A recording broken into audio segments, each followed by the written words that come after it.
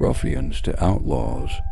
The term border ruffian, at first intended as insult, became a mark of distinction to some Missourians. One of Kansas City's founding fathers and a Republican Unionist, Robert T. Van Horn, introduced himself to the 1856 Democratic National Convention in Cincinnati, Ohio, as a border ruffian from Missouri.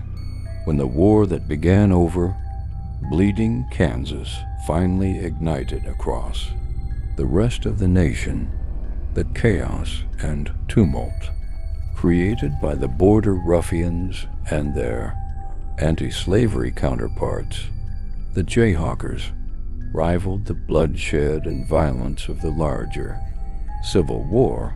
The border ruffians joined the Confederate Army, or the Bushwhackers, while their Jayhawker enemies formed units in the Union Army. The unsettled scores and political and social differences between the two sides would be resolved only by the imposition of Order No. 11, which led to the displacement of much of the population of northwestern Missouri.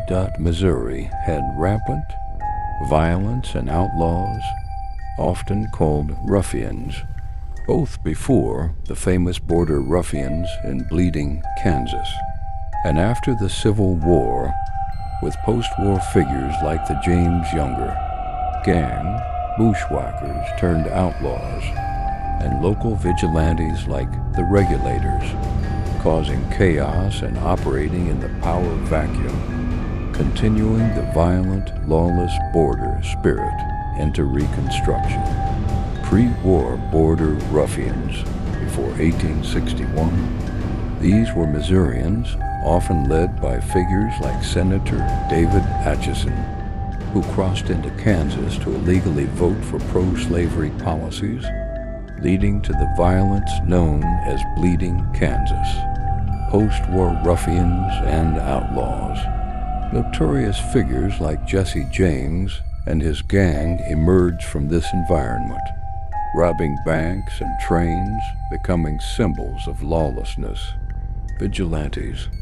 In response to this rampant crime, local citizens formed groups like the Regulators or Honest Men's League in places like Greene County to take the law into their own hands, often executing suspected criminals.